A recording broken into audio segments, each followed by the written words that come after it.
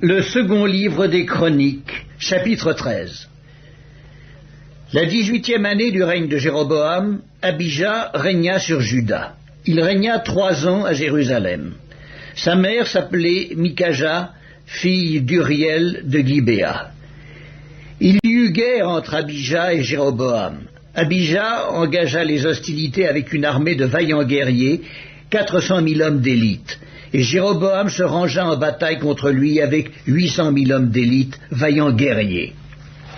Du haut du mont Sémaraïm, qui fait partie de la montagne d'Éphraïm, Abijah se leva et dit : « Écoutez-moi, Jéroboam et tout Israël, ne devez-vous pas savoir que l'Éternel, le Dieu d'Israël, a donné pour toujours à David la royauté sur Israël, à lui et à ses fils, par une alliance inviolable ?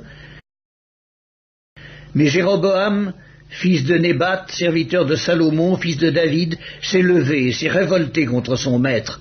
Des gens de rien, des hommes pervers se sont rassemblés auprès de lui et l'ont emporté sur Roboam, fils de Salomon. Roboam était jeune et craintif, et il manqua de force devant eux. Et maintenant, vous pensez triompher du royaume de l'Éternel, qui est entre les mains des fils de David, et vous êtes une multitude nombreuse, et vous avez avec vous les veaux d'or que Jéroboam vous a fait pour Dieu. N'avez-vous pas repoussé les sacrificateurs de l'Éternel, les fils d'Aaron et les Lévites, et ne vous êtes-vous pas fait des sacrificateurs comme les peuples des autres pays ? Quiconque venait avec un jeune taureau et 7 béliers, afin d'être consacré, devenait sacrificateur de ce qui n'est point Dieu. Mais pour nous, l'Éternel est notre Dieu, et nous ne l'avons point abandonné. Les sacrificateurs au service de l'Éternel sont fils d'Aaron, et les Lévites remplissent leurs fonctions. Nous offrons chaque matin et chaque soir des holocaustes à l'Éternel. Nous brûlons le parfum odoriférant. Nous mettons les pains de proposition sur la table pure, et nous allumons chaque soir le chandelier d'or et ses lampes. Car nous observons les commandements de l'Éternel notre Dieu. Et vous l'avez abandonné. Voici, Dieu et ses sacrificateurs sont avec nous, à notre tête, et nous avons les trompettes retentissantes pour les faire résonner contre vous.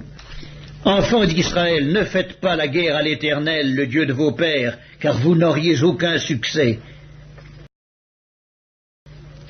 Jéroboam les prit par derrière au moyen d'une embuscade, et ses troupes étaient en face de Juda, qui avait l'embuscade par derrière. Ceux de Juda s'étaient retournés, et ils eurent à combattre devant et derrière. Ils crièrent à l'Éternel, et les sacrificateurs sonnèrent des trompettes.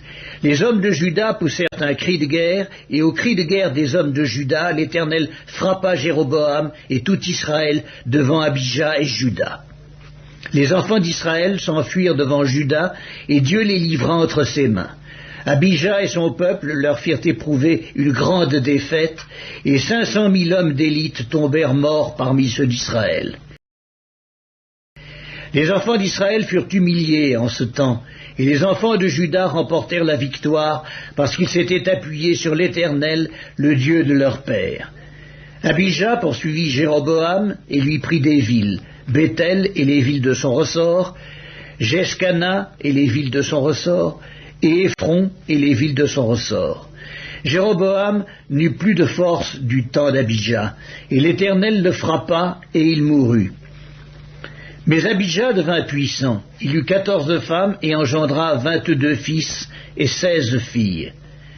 Le reste des actions d'Abijah, ce qu'il a fait et ce qu'il a dit, cela est écrit dans les mémoires du prophète Iddo.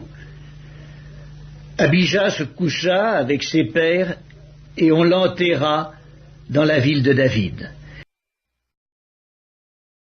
Et Asa, son fils, régna à sa place. De son temps, le pays fut en repos pendant 10 ans.